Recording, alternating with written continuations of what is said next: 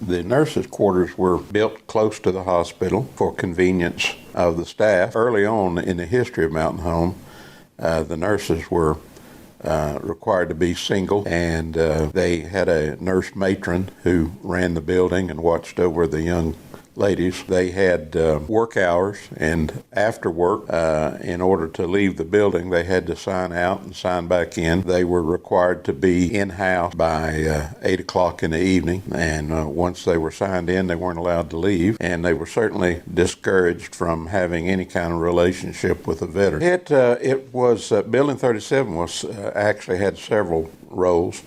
It was a workshop for a while. It housed a rehabilitation unit.